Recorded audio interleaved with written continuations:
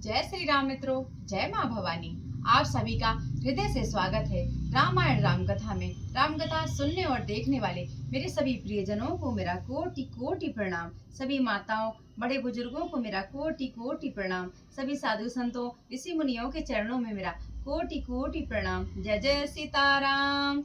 बोलिए सियावर रामचंद्र की जय। पवन सुत हनुमान की जय। राधे श्याम की जय।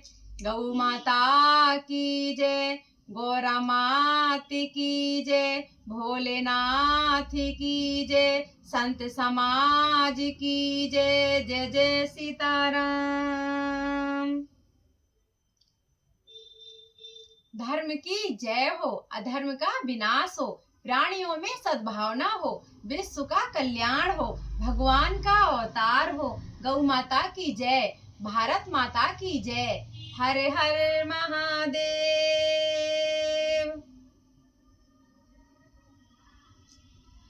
ओम श्री रामाय रामभद्राय रामचंद्राय वेदसे रघुनाथाय नाथाय सीतापते नमः।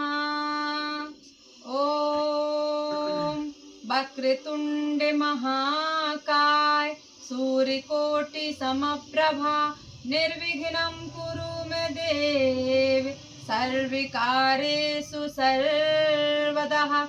बोली श्री गणेश भगवान की जय। रिद्धि सिद्धि मात की जय। जय जय सीताराम। कथा शुरू हम करन लगे, आए वीर हनुमान, राम लखन सीता सहित हृदय बसो सुरधाम। सियावर रामचंद्र की जय। पवन सुत हनुमान की जय। जय जय सीताराम। जय श्री राम मित्रों, कैसे हैं आप? आशा करती हूँ माता रानी की कृपा से आप सब आनंद मंगल होंगे। मित्रों, जो पिछली बार हमने कहानी सुनाई थी मंगलवार को, उस राम कथा से आप सबने बहुत प्यार दिया, बहुत बहुत बहुत प्यार दिया। ये देख करके हमें बहुत अच्छा लगा, इसलिए आपका कोटि कोटि धन्यवाद। मेरे सभी प्रियजनों का कोटि कोटि धन्यवाद। सभी प्रिय सब्सक्राइबरों का कोटि कोटि धन्यवाद। सभी व्यूअरों को मेरा कोटि कोटि धन्यवाद। मुझ पर ऐसे ही कृपा बनाए रखिए, क्योंकि आप मेरे अपने हैं, मैं आपकी हूँ। आप सब प्रेम दिखाएंगे तो मुझे और अच्छा लगेगा और आगे बढ़ने में थोड़ा सहारा मिल जाएगा। अपनों का सहारा अपने ही होते हैं। आप सब मेरा सहारा हैं, तो मुझ पर ऐसी कृपा बनाए रखिए और रामायण राम कथा सुनते रहिए। और कमेंटों में बहुत अच्छे अच्छे कमेंट करे हैं। मेरे बड़ों ने आशीर्वाद दिया है, साधु महात्माओं ने आशीर्वाद दिया है, तो उनको मेरा कोटि कोटि प्रणाम। हमारे सनातन धर्म को आगे बढ़ाने के लिए जो आपने प्रोत्साहित किया है, उसके लिए आपको कोटि कोटि धन्यवाद। बस आपसे उम्मीद करती हूँ, यही आशा करती हूँ कि आप मेरे साथ सदा ऐसे ही बने रहें और मेरा प्रोत्साहन बढ़ाते रहें। जय श्री राम। मित्रों, हमारे एक प्रियजन ने कमेंट में कहा था, पूछा था कि सनातन धर्म क्या होता है, सनातन धर्म क्या है। अब राम जाने उन्होंने किस भावना से, किस भाव से पूछा, मुझे तो नहीं पता, परंतु उस समय मैंने जवाब नहीं दिया। लेकिन सनातन धर्म के बारे में हम क्या ही कहें, जितना कहें उतना ही कम है, क्योंकि संसार में सबसे पुराना हमारा सनातन धर्म है, या फिर ये कहूँगी सिर्फ सनातन धर्म ही है संसार में, जो था, है और रहेगा। क्योंकि सनातन धर्म की खूबसूरती तो आप देखते ही हैं कि कैसी है। इतना प्यारा हमारा धर्म है, इसमें कोई बंदिशें नहीं है इंसानों को हमें पूजा पाठ करने की। करें तो करें, ना करें तो ना करें। कभी लोग खिलाफत करते हैं सनातन धर्म के, बुरा कहते हैं, भला करते हैं, लेकिन भगवान अपने बच्चों को, अपने भक्तों को कभी नहीं छोड़ते। हम छोड़ देते हैं उन्हें, लेकिन भगवान हमें नहीं छोड़ते, क्योंकि मैंने ये आजमाया है। तो ऐसा है हमारा सनातन धर्म। सनातन धर्म संसार का सबसे पुराना वैदिक धर्म है। सनातन धर्म को शाश्वत धर्म इसलिए कहा जाता है कि उसका ना तो कोई अंत अंत है, ना ही उसका कोई आदि है, वो अनंत है हमारा सनातन धर्म। ऐसा है हमारा प्यारा सनातन धर्म। सनातन धर्म के मूल तत्व धर्म, अहिंसा, क्षमा, दया, दान, पुण्य, यम, नियम, ऐसे नियम है हमारे सनातन धर्म में। तो बताइए कितना प्यारा है हमारा सनातन धर्म। भगवान श्री कृष्ण कहते हैं अहम ब्रह्मास्मि, मैं ही ब्रह्मा हूं। ऐसा किसी भी धर्म में साथ नहीं कहा गया होगा, परंतु हमारे भगवान ने कहा है। हमारे अंदर जो आत्मा रूपी भगवान बैठे हैं, ये तो हम जानते हैं। यदि हमारे अंदर आत्मा ना हो तो ये शरीर जिंदा रहेगा क्या? हमारे आत्मा में तो भगवान का, परमात्मा का निवास है। यही तो सनातन धर्म है। ऐसा है हमारा प्यारा धर्म। भगवान श्री कृष्ण कहते हैं अहम सर्वस्य प्रभवो मतः सर्वम प्रवर्तते इति मत्वा भजन्ते माम बुधा भाव समन्विता। संसार में भौतिक और आध्यात्मिक जगतों का मैं ही एक कारण हूँ। मुझसे ही सब कुछ है। मैं ही सबके अंदर हूँ। मैं ही अच्छाई हूँ। मैं ही सब कुछ हूँ। जो बुद्धिमान व्यक्ति ये सब कुछ जानते हैं, वो मेरी भक्ति में सच्चे दिल से, सच्चे हृदय से लगन रहते हैं, मुझ में मगन रहते हैं। ये है हमारे सनातन धर्म की खूबसूरती। हमारे प्रभु इतने प्यारे हैं। हमारा सनातन धर्म संसार में सबसे उत्तम धर्म है और हमें इस बात के लिए गर्व होना चाहिए कि हम सनातनी हैं, हम हिंदू हैं। तो मित्रों, अपने धर्म की बुराई मत करिए और अपने धर्म का विरोध कभी मत करिए, क्योंकि बड़े मुश्किल से 84 लाख योनियों को भोगने के बाद, भटकने के बाद हमें ये मानव का शरीर मिला है। तो इसे भगवान ने व्यर्थ में बर्बाद करने के लिए नहीं दिया है। इसे शांति से जिए, आनंद के साथ जिए। इसको जीना चाहिए अपने परिवार के साथ। आप अच्छे से जिए, धर्म करते रहिए, पुण्य करते रहिए, पशु पक्षियों पर दया दिखाइए और आप खुद से प्रेम कीजिए। खुद के लिए थोड़ा सा समय निकालिए। खुद को समय देंगे, खुद को प्रसन्न रखेंगे, तभी आप अपने परिवार को प्रसन्न रखेंगे। क्योंकि संसार में मानव बहुत बिजी है, बहुत व्यस्त है, लेकिन कभी थोड़ा सा समय निकाल लीजिए अपने लिए, तो अच्छा लगेगा। तो आप समझ पाएंगे कि संसार कितना सुंदर है, इंसान कितने सुंदर है। परेशानियां तो सबको ही हैं, दुखी तो सभी हैं। मेरा दुख तो बहुत बड़ा है। मैं एक अकेली औरत 2 बच्चों को पालती हूँ, लेकिन इसका मतलब ये तो नहीं कि हम सदा दुखी बने रहें। भगवान ने जीवन दुख सुख को मिलाकर ही तो दिया है। तो कोई बात नहीं, खुशी रहिए, अपने आप में मगन रहिए, किसी का बुरा ना सोचिए, ना किसी का बुरा करिए, ना होने दीजिए।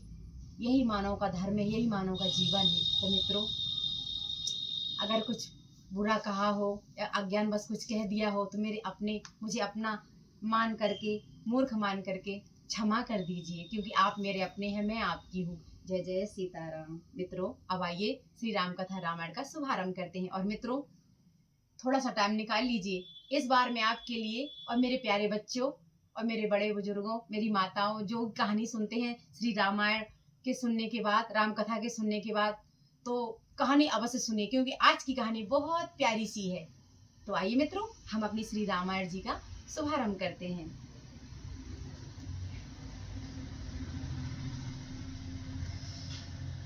गई मूर्छा राम ही सुमेरे, नृप फिर कर बटलीन है। सचिव राम आगे मन कही, विनय समय सम कीन है। मंगल भवन अमंगल हारी, उमा सहित जिय जपत पुरारी। इतने में राजा की मूर्छा दूर हुई। उन्होंने राम का स्मरण करके राम राम कहकर फिर कर करवट ली। मंत्री ने श्री रामचंद्र जी का आना कहकर समय अनुकूल विनती की।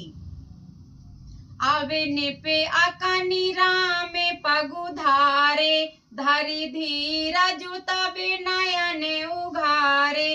सचिव संभारी राउ बैठारे, चरण परत नपे राम निहारे। जब राजा ने सुना कि श्री रामचंद्र जी पधारे हैं, तो उन्होंने धीरज धर के नेत्र खोले, मंत्री ने संभाल कर राजा को बैठाया। राजा ने श्री रामचंद्र जी को अपने चरणों में पड़ते प्रणाम करते देखा। लिए सनेह बिकल उर लाई, गे मनि मनहु फन के फिर पाई। राम ही चितई रही हूँ नर नाहु, चला बिलोचन बारी फिर बाहु। स्नेह से बिकल राजा ने राम जी को हृदय से लगा लिया, मानो सांप ने अपनी खोई हुई मणि फिर से पाली हो। राजा दशरथ जी श्री राम जी को देखते ही रह गए। उनके नेत्रों से आंसुओं की धारा बह चली। सो के बेबस कछु कहे न पारा, हृदय लगावत बारही बारा। विधाई मनाऊ राव मन माही, जेहि रघुनाथ न कानन जाही। शोक के विशेष बस होने के कारण राजा कुछ कह नहीं सकते। वे बार बार श्री रामचंद्र जी को हृदय से लगाते हैं और मन में ब्रह्मा जी को मनाते हैं कि जिससे श्री रघुनाथ जी को बन न जाना पड़े। सो मेरे महेशी कयहि नेहोरी, बिनती सुनहु सदा से बेमोरी। आशुतोष तुम्हें अवढर धानी, आरती करहूं दीन जनु जानी। फिर महादेव जी का स्मरण करके उनसे नेहोरा करते हुए कहते हैं, हे सदाशिव, आप मेरी विनती सुनिए। आप तो आशुतोष शीघ्र प्रसन्न होने वाले हैं और अवढरदानी मुह मांगा दे देने वाले हैं, अतः मुझे अपना दीन सेवक जानकर मेरे दुखों को दूर कीजिए। तुम्हें प्रेरक सबके हृदय, सोमति राम ही देहूं। बचनु मोर तज रयहि घरे, परिहरशील सनेहु। मंगल भवन अमंगल हारी, उमा सहित जिए जपत पुरारी। आप प्रेरक रूप से सबके हृदय में हैं। आप श्री रामचंद्र जी को ऐसी बुद्धि दीजिए जिससे वे मेरे वचनों को त्याग कर और शील स्नेह को छोड़कर घर ही में रह जाएं। अजसु होऊं जग सुजसु नसाऊं, नरक परों बरु सुरपुर जाऊं। सब दुख दुसै सहा बहु मोही, लोचन ओट राम जन होही। जगत में चाहे अपयश हो और सुयश नष्ट हो जाए, चाहे नया पाप होने से मैं नरक में गिरूं अथवा स्वर्ग चला जाए, पूर्व पुण्यों के फल स्वरूप मिलने वाला स्वर्ग चाहे मुझे ना मिले, और भी सब प्रकार के दुसह दुख आप मुझसे सहन करा लें, पर श्री रामचंद्र मेरी आंखों की ओट ना हो, मुझसे दूर ना हो।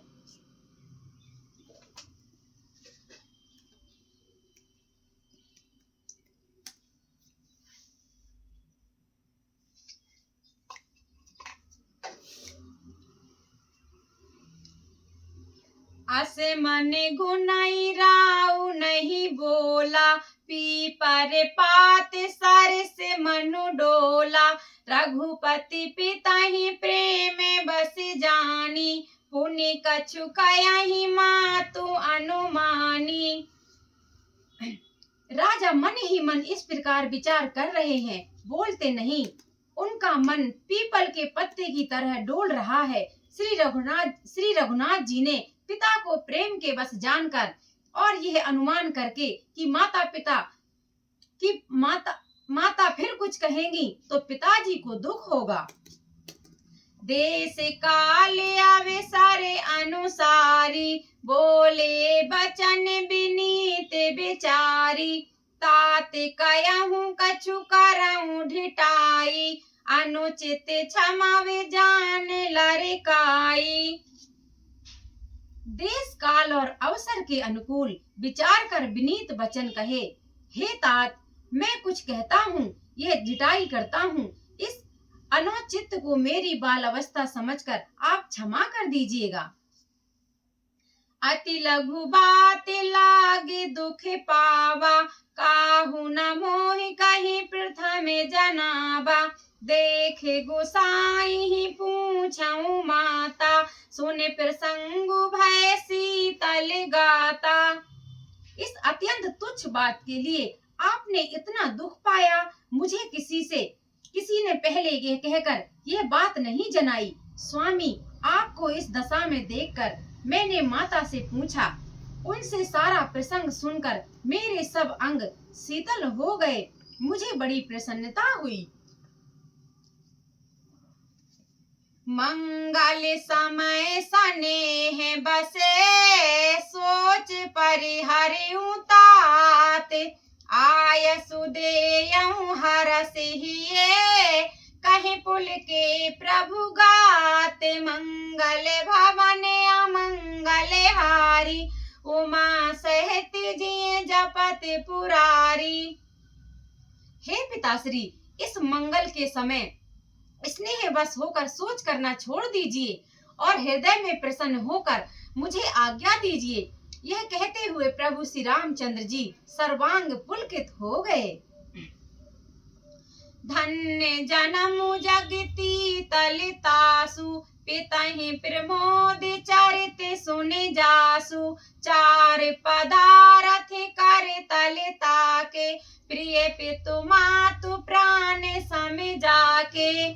उन्होंने फिर कहा, इस पृथ्वी तल पर उसका जन्म धन्य है जिसके चरित्र सुनकर पिता को परम आनंद हो, जिसको माता पिता प्राणों के समान प्रिय हो। चारों पदार्थ अर्थ धर्म काम और मोक्ष उसके कर तलगत मुट्ठी में रहते हैं।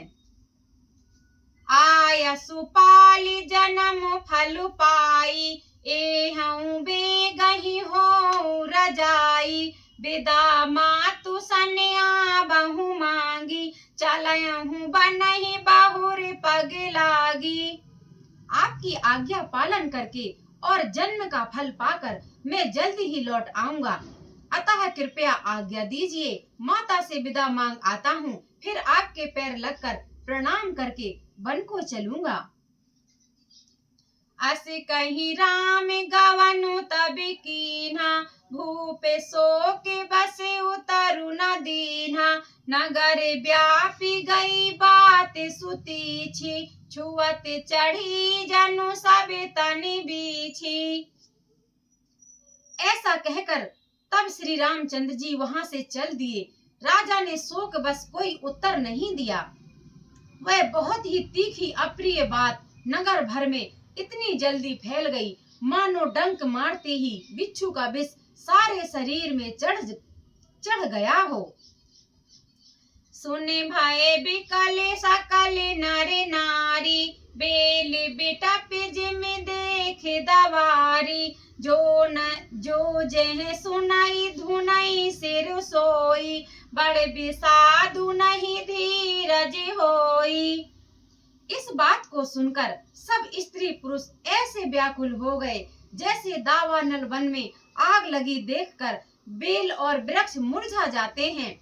जो जहां सुनता वहीं सिर धुनने लगता, पीटने लगता। बड़ा विषाद है, किसी को धीरज बांधे नहीं बंधता।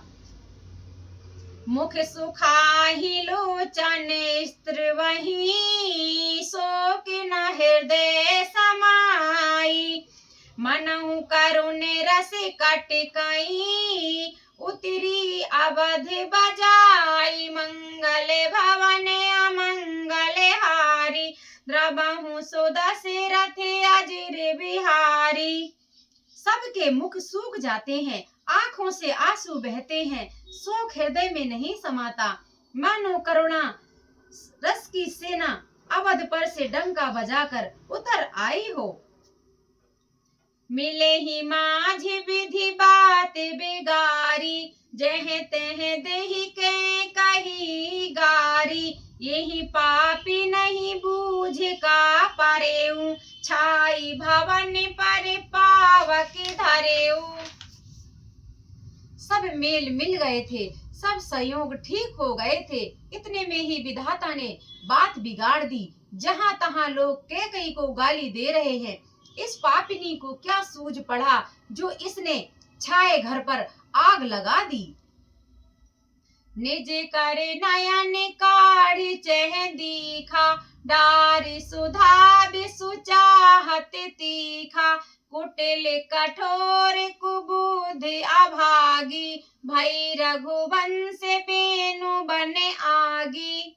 यह अपने हाथ से अपनी आंख को निकालकर हाथों के बिना ही देखना चाहती है और अमृत फेंक कर विष चखना चाहती है। यह कुटिल कठोर दुर्बुद्धि और अभाग्नि कैकई रघुवंश रूपी बांस के बन के लिए अग्नि हो गई है। पालबे बैठी पेड़ यही काटा, सुखे महु सो के ठाटू धरि ठाटा, सदा राम यही प्राण समाना, कारण कवन कुटिल पन उठाना। पत्ते पर बैठकर इसने पेड़ को काट डाला, सूखे सुख में शोक का ठाट ठट कर रख दिया। श्री रामचंद्र जी इसे सदा प्राणों के समान प्रिय थे, फिर भी न जाने किस कारण इसने यह कुटिलता ठानी है। सत्य कयहि कबि नारी सुभाऊ, सबे विधि अगहु अगाधे दुराऊ, निज प्रतिबिंब बरकु गहि जाई, जाने न जाई नारी गति भाई। कवि सत्य ही कहते हैं कि स्त्री का स्वभाव सब प्रकार से पकड़ में ना आने योग्य अथाह है और भेद भरा होता है। अपनी परछाई भले ही पकड़ जाए, पर भाई स्त्रियों की गति चाल कोई नहीं जान सकता।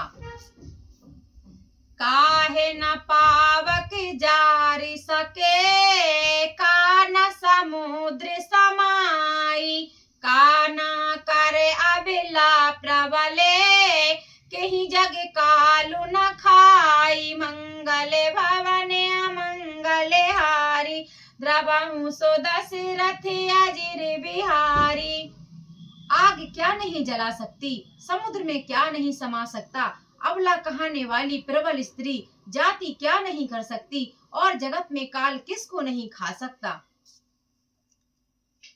का सुनाई विधि काहे सुनावा, का दिखाई चेह काह दिखावा, एक कयहि भली भूप न कीन्हा, बरु विचारे नारी कुमितहि दीन्हा। विधाता ने क्या सुनाकर क्या सुना दिया और क्या दिखाकर अब वह क्या दिखाना चाहता है। एक कहते हैं कि राजा ने अच्छा नहीं किया, दुर्बुद्धि कैकई को विचार कर वर देने चाहिए थे। जो हटि भयउ सकल दुखि भाजनु, अबला विवश ज्ञानु गुण गाजनु, एक धर्म परिमिति पहचाने, नरपहि दोषु नहीं देहि सयाने। जो हट करके कह गई की बात को पूरा करने में अड़े रहकर स्वयं सब दुखों के पात्र हो गए, स्त्री के विशेष बस होने के कारण मानो उनका ज्ञान और गुण जाता रहा। एक दूसरे जो धर्म की मर्यादा को जानते हैं और सयाने हैं, वे राजा को दोष नहीं देते। शिव दधीच हरिचंद्र कहानी, एक एक सन कयहि बखानी, एक भरत कर सम्मत कयहि, एक उदास भाय सुने रयहि। वे शिव दधीच और हरिश्चंद्र की कथा एक दूसरे से बखान कर कहते हैं। कोई एक इसमें भरत जी की सम्मति बताते हैं, कोई एक सुनकर उदासीन भाव से रह जाते हैं, कुछ बोलते नहीं है। काने मूंद कर रद गहि जीहा, एक कयहि यह बात अलीहा, सुकृत जाहि अस कहते तुम्हारे, राम भरत कहूँ प्राण प्यारे। कोई हाथों से कान मूंद कर और जीभ को दांतों तले दबाकर कहता है कि यह सब बात झूठ है, ऐसी बात कहने से तुम्हारे पुण्य नष्ट हो जाएंगे।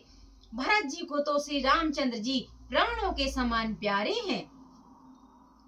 चंद्र चवे बरु अनल कने, सुधा होई बिस तूले, सपने हूँ काबाहू ना करही कछु, भरत राम प्रतिकूल, मंगल भवन अमंगल हारी, द्रवहु सो दशरथ अजर बिहारी। जय जय सीताराम। मित्रों, हम अपनी रामायण राम कथा को यहीं विराम करेंगे। जय श्री राम। आइए मित्रों, अब हम श्री रामायण जी की आरती करेंगे।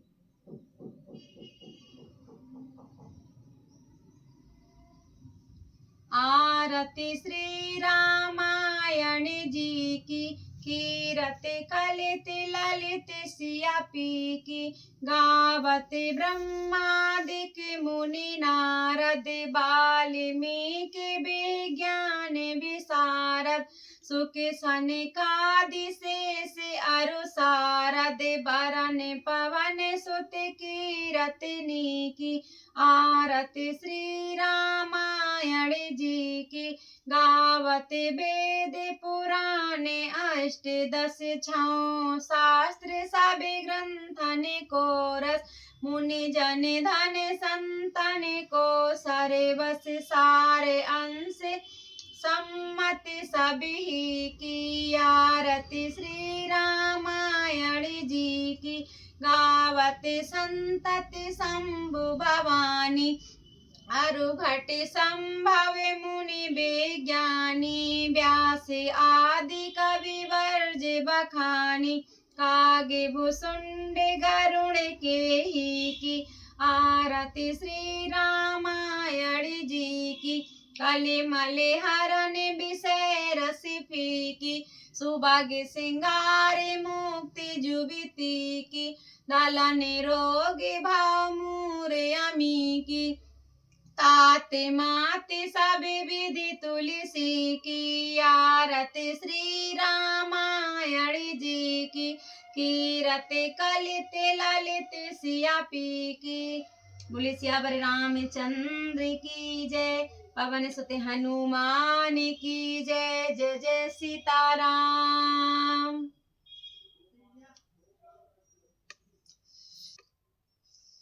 राम राम जी मित्रों। चलिए मित्रों, अब हमने रामायण राम कथा को सुन लिया है। रामायण राम कथा का हमने आनंद लिया। अब मित्रों, हम कहानी सुनाएंगे अपने बालकों को, अपने बड़ों के साथ हम सब इकट्ठे होकर के कहानी का आनंद लेंगे। आइए मित्रों, अब हम कहानी का शुभारंभ करते हैं। मित्रों, धरती माता की गोद में एक बहुत ही सुंदर सा प्यारा जंगल था। उस जंगल में एक प्यारे से पेड़ पर एक बहुत ही प्यारी सी चिड़िया अपने दो बालकों के साथ रहती थी। उस चिड़िया का धीरा नाम था। धीरा नाम की चिड़िया अपने बच्चों के साथ बहुत ही आनंद मंगल से रहा करती थी। वो अपने बच्चों के साथ दाना चुगने जाया करती थी, बच्चों को उड़ना सिखाया करती थी, बहुत ही आनंद के साथ रहती थी। एक दिन वो धीरा चिड़िया अपने घर से उड़ते उड़ते एक तालाब के पास गई। वो जहाँ अक्सर जाया करती थी, वहाँ वो दाना चुगते चुगते बार बार जब वो थक जाती तो दाना चुगते चुगते खाते पीते तालाब में ही डुबकी लगा करके नहा लिया करती और फिर अपने काम में लग जाया करती। उसका नित्य काम यही था। तालाब के किनारे जाती, दाना ढूंढती, खाती, फिर अपने बच्चों के पास ले जाती। यही नित्य कर्म था चिड़िया का। एक दिन वो तालाब के किनारे बैठ के सोचने लगी, काश भगवान मुझे कोई कुछ अच्छा सा खाना मिल जाए खाने के लिए। ये कीड़े मकोड़े खा खा करके रोज का तो मेरा मन भर गया है। तो ये सोच ही रही थी, तो सोच करके वो बेचारी बैठी बैठी फिर उड़ गई, फिर वही काम करने लग गई। उसे खाना ढूंढते ढूंढते अचानक एक चने की दाल का टुकड़ा मिला। ये देख करके चिड़िया का तो भाई मन ही प्रसन्न हो गया। वो बहुत ज्यादा खुश हुई, उछली कूदी। उसने सोचा कि बहुत दिनों के बाद कीड़ा मकोड़ा खाते खाते मन भर गया था, आज एक अनाज का टुकड़ा मिला, वो भी चने की दाल का टुकड़ा।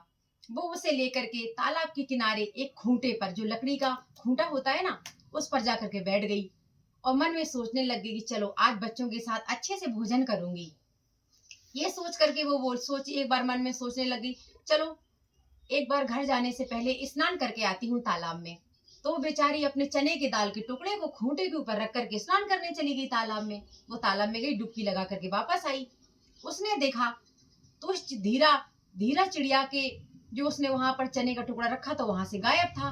चिड़िया बेचारी परेशान। उसने सोचा अभी तो मैं रख करके यहाँ से गई थी, इतनी जल्दी कहाँ गायब हो गया।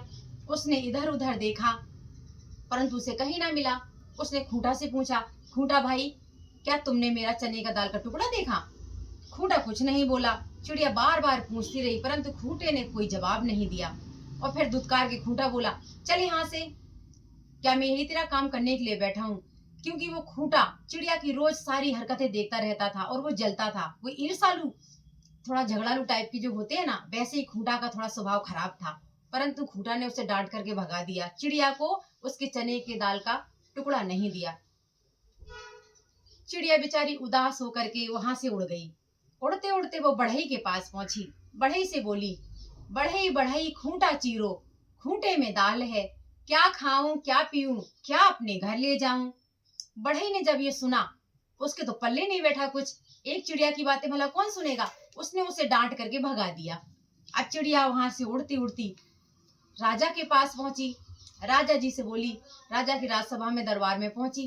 राजा से चिड़िया कहने लग गई, राजा राजा बढ़ई दंडो, बढ़ई न खूंटा चीरे, खूंटे में दाल है, क्या खाऊं क्या पीऊं, क्या अपने घर ले जाऊं?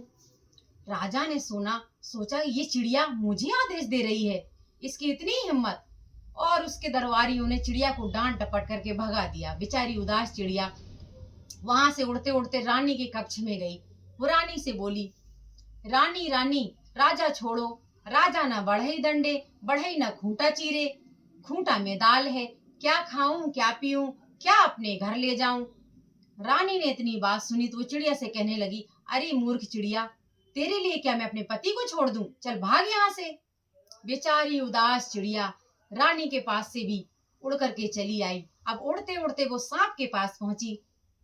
सांप से चिड़िया कहने लग गई, सांप सांप रानी डसो, रानी ना राजा छोड़े, राजा ना बढ़ई दंडे, बढ़ई ना खूंटा चीरे, खूंटे में दाल है, क्या खाऊं क्या पीऊं, क्या अपने घर ले जाऊं?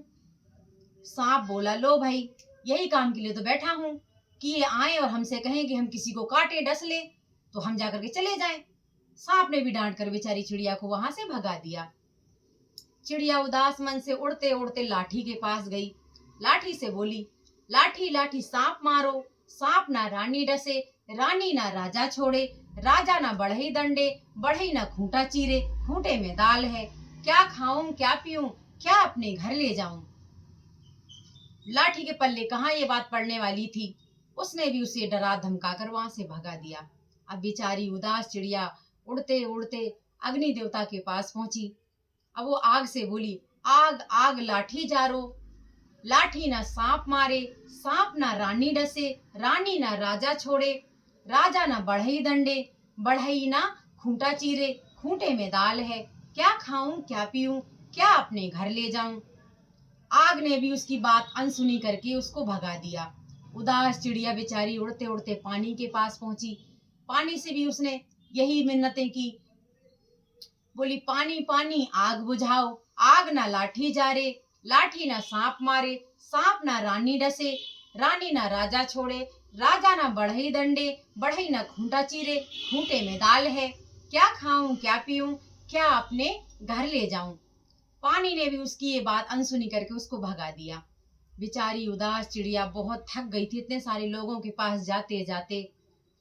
वो वहीं एक पास में बैठे हाथी महाराज के पास गई। हाथी महाराज आराम कर रहे थे। हाथी से बोली, हाथी हाथी पानी सोको, पानी ना आग बुझाए, आग ना लाठी जारे, लाठी ना सांप मारे, सांप ना रानी डसे, रानी ना राजा छोड़े, राजा ना बढ़ई दंडे, बढ़ई ना खूंटा चीरे, खूंटे में दाल है, क्या खाऊं क्या पीऊं, क्या अपने घर ले जाऊं? हाथी बोला, चलो चिड़िया रानी अभी यहाँ से जाओ, अभी मुझे आराम करना है, मेरे आराम का समय, चलो जाओ तुम यहाँ से। उसने भी उस बेचारी को भगा दिया। चिड़िया उड़ती उड़ती जाल के पास पहुंची। अब जाल से चिड़िया बोली, जाल जाल हाथी फांसो, हाथी ना पानी सोखे, पानी ना आग बुझाए, आग ना लाठी जारे, लाठी ना सांप मारे, सांप ना रानी डसे, रानी ना राजा छोड़े, राजा ना बढ़ई दंडे, बढ़ई ना खूंटा चीरे, खूंटे में दाल है, क्या खाऊं क्या पीऊं, क्या अपने घर ले जाऊं? अब जाल के भी पल्ले उनकी बात नहीं पड़ी। उसने भी चिड़िया की बातें अनसुनी करके चिड़िया को वहां से भगा दिया। बेचारी चिड़िया सारे दिन यही करती रही, न्याय की गुहार लगाती रही, सबसे न्याय मांगती रही, परंतु उसे न्याय नहीं मिला। वो बेचारी थक हार के एक जगह बैठ गई। और सोचने लग गई, आखिरकार मैं अपने न्याय की ही लड़ाई तो लड़ रही हूँ, न्याय अपना हक ही तो मांग रही हूँ, और मैंने क्या गलत किया है जो कोई मेरी मदद नहीं कर रहा है। लेकिन मैं हार नहीं मानूंगी, मैं अपनी हक की लड़ाई को जीत कर ही रहूंगी। बेचारी उदास मन से थकी हारी चिड़िया भूखी प्यासी ये सोच ही रही थी कि वहां से मूसक महाराज, चूहा महाराज चले आ रहे थे। चिड़िया ने जैसे ही देखा, उड़ करके वो चूहा महाराज के पास पहुंची और चूहे से बोली, चूहा चूहा जाल काटो, जाल ना हाथी फांसे, हाथी ना पानी सोखे, पानी ना आग बुझाए, आग ना लाठी जारे, लाठी ना सांप मारे, सांप ना रानी डसे, रानी ना राजा छोड़े, राजा ना बढ़ई दंडे, बढ़ई ना खूंटा चीरे, खूंटे में दाल है, क्या खाऊं क्या पीऊं, क्या अपने घर ले जाऊं। ओ भैया, चूहे ने तो इतनी लंबी चौड़ी राम कहानी सुनी, चूहा का तो दिमाग ही हिल गया। वो सोचने लग गया मन में, हाय बेचारी चिड़िया, छोटी सी नन्ही सी जान, कितनी परेशान है, इसने कितने बड़े बड़े लोगों से मदद मांगी, परंतु इसकी मदद किसी ने नहीं करी, और बेचारी मेरे पास आई। ये सोच करके उसको दुख भी हुआ और मन में प्रसन्नता भी हुई कि एक चिड़िया चूहे से मदद मांगने आई है। हाथी, सांप, राजा, रानी, आग, पानी, ना जाने कितने लोगों से बेचारी ने मदद मांगी, परंतु इसकी मदद किसी ने नहीं की। वो मन में सोचने लग गया कि बेचारी इतनी दुख भरी कहानी लेकर मेरे पास आई है, तो कुछ ना कुछ तो करना ही पड़ेगा। और मन में वो प्रसन्न भी हो रहा था और दुखी भी था।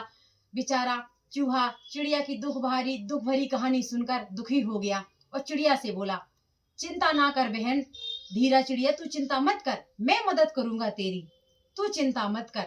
आखिरकार साधारण लोगों के काम साधारण लोग ही आया करते हैं, बड़े लोग तो सिर्फ दिखावा करते हैं, उनसे तो उम्मीद रखना ही व्यर्थ है, फिजूल है, अपने समय की बर्बादी है। ये कह करके चिड़िया बहुत प्रसन्न हुई ये सुनकर कि चूहे ने उसकी मदद करने की हाँ भर दी। अब चिड़िया प्रसन्न मन से चूहे को लेकर के जाल के पास पहुंची। अब जाकर के चिड़िया बोली चूहे को, इस जाल को कुतर दो चूहे, इसने मेरी मदद करने से मना किया था। जब जाल ने ये बात सुनी कि चूहा मुझे अब कुतर देगा, तो जाल जोर से चिल्ला करके बोला, हमें ना कुतरे बुतरे कोई, हम हाथी फांसेंगे सोई। चलो, चूहा बोला, चलो भाई, तो कोई नहीं, चलो हाथी के पास चलते हैं। चिड़िया चूहे और जाल को लेकर के हाथी के पास गई। अब जाल जैसे ही फांसने के लिए चला, चिड़िया बोली, इस हाथी को फांस लो, तो हाथी आराम कर रहा था। हाथी बोला, हमें ना फांसे वासे कोई, हम पानी सोखेंगे सोई। चलो भैया, हाथी महाराज भी मान गए। अब वे पानी के पास पहुंचे। जैसे हाथी महाराज ने अपना सूंड पानी सोखने के लिए किया, तो पानी बोला, हमें ना सोखे वोखे कोई, हम आग बुझाएंगे सोई। लो भाई, अब पानी भी, जल देवता भी साथ हो लिए आग बुझाने के लिए। अब चिड़िया, चूहा, जाल, हाथी पानी के साथ अग्नि देवता के पास पहुंचे। अब जैसे ही पानी ने आग बुझाने की लिए कोशिश करी, आगे जाने लग गया, तो आग भी बोला, हमें ना बुझाए सुझाए कोई, हम लाठी जारेंगे सोई। अब इतने सारे लोग लाठी के पास चले। लाठी ने जैसे देखा कि अग्नि देवता तपतपाते हुए चले आ रहे हैं, प्रचंड अग्नि जलती हुई चली आ रही, तो लाठी तुरंत बोली, हमें ना जा रे वारे कोई, हम सांप मारेंगे सोई। अब इतने सारे लोग चिड़िया के साथ चलते चलते सांप के पास गए। अब सांप ने जैसे ही लाठी को अपनी ओर आते देखा, सांप तो सारा माजरा समझ गया। सांप बोला, हमें ना मारे वारे कोई, हम रानी डसेंगे सोई। लो जी, चिड़िया, चूहा, जाल, हाथी, पानी, आग, लाठी, सांप सारे रानी महारानी के कक्ष में जाकर के उनके महल में पहुंच गए। रानी ने देखा इतने सारे लोग मेरे यहाँ पर, उसने देखा धीरा चिड़िया ऊपर उड़ रही थी फुर करके, तो वो समझ गई कि चिड़िया इतने सारे लोगों को लेकर के आई है। तो सांप बोला, महारानी जी, आपने धीरा चिड़िया की मदद नहीं करी, अब मैं विवश हूँ आपको काटने के लिए, डसने के लिए। तो रानी बोली, हमें ना डसे बसे कोई, हम राजा छोड़ेंगे सोई। सब प्रसन्न हो गए।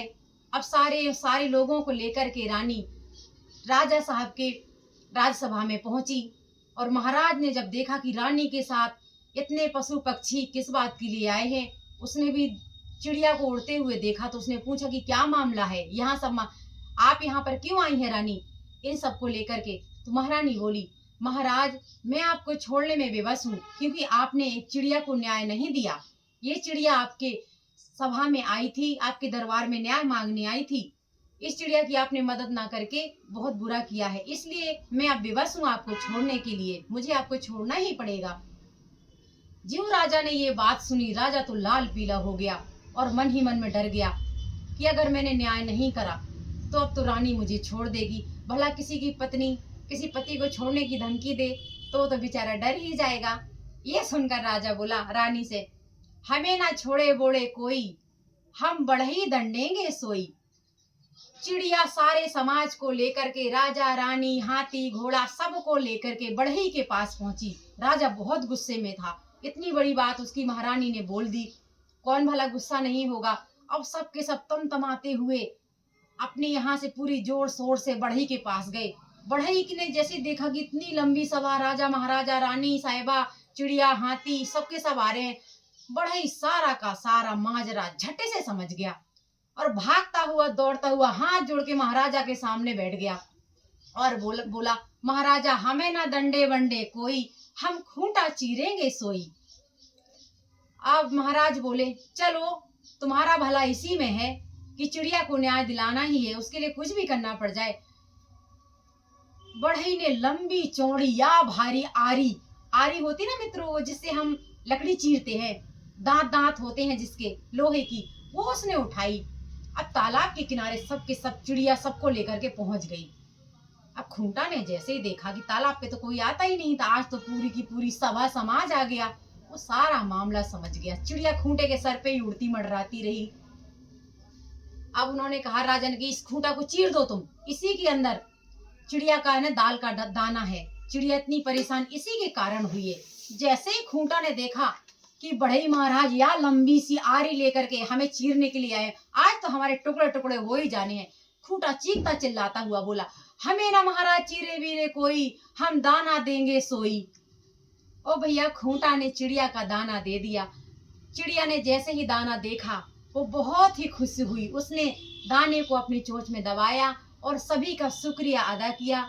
सबको बहुत ही प्यार से आज सबसे शुक्रिया अदा किया, सबसे कहा कि भाई आपने मेरी मदद की, मुझे न्याय मिल गया। चिड़िया ने सबका शुक्रिया अदा करके सबसे विदा मांग करके वो अपने बच्चों के पास गई। उसने अपने बच्चों के साथ भोजन मिलकर किया। चिड़िया के सभी साथी राजा रानी हाथी घोड़ा सब अपने घर गए। हाथी के साथ सो हो गई, राजा रानी सो गई। जय श्री राम मित्रों, जय माँ भवानी।